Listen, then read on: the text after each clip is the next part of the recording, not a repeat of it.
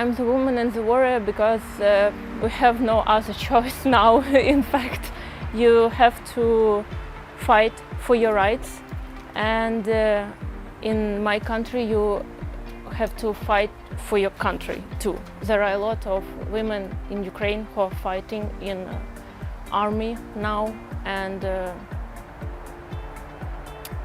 we all are like sisters to each other, and you try to help these women and do your job while you're safe in your city, but you know that they are fighting for you and you should do your best while you're safe.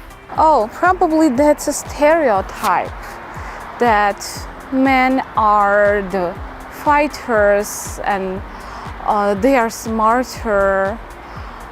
I don't know, but that's not fair, because during wars a lot of Armenian women go fighting, and they go first, and they are not afraid, and they are the smartest, the strongest.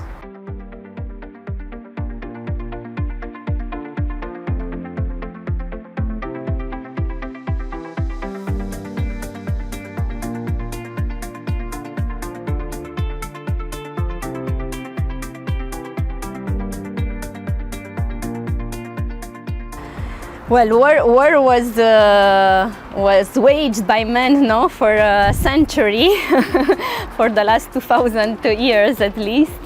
So probably this is why even nowadays physical strength is not so important in a war. It's a lot about strategy and tactics and so on. But in the head of people, it's still a domain of men. And I think even when there are women present, their contribution is not often acknowledged. The important matters were used to be discussed only between suit and ties. So I think it's a shared fault, I would say, because we don't push enough for it. And when we try to do it, we do it like really shy, so we don't impose ourselves there. But I think if women would be more courageous and would be able to do it like with with a higher confidence, they would be taken into account at the negotiation table. Because of the man-oriented system, how can we change this? We have to speak more louder, and we fight for our rights, and we work hard to take a not only seat, take a table from there. Because they don't accept that women are most powerful creations and diplomats also.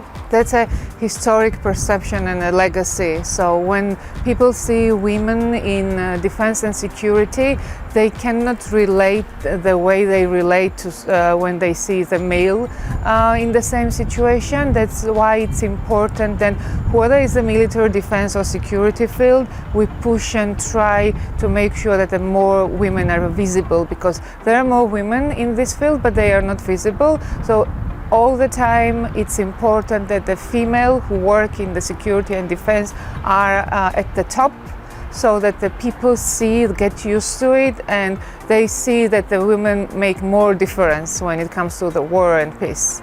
I do believe that there will be less wars in the world if there would be more women in the leading positions. It's in our nature. Men and women are built a little bit differently, and I think women have more abilities to compromise and to find agreements. And I don't think it's in any way different on diplomatic level or in global politics, because in the end, the people who are at that negotiation table, they're also just human beings.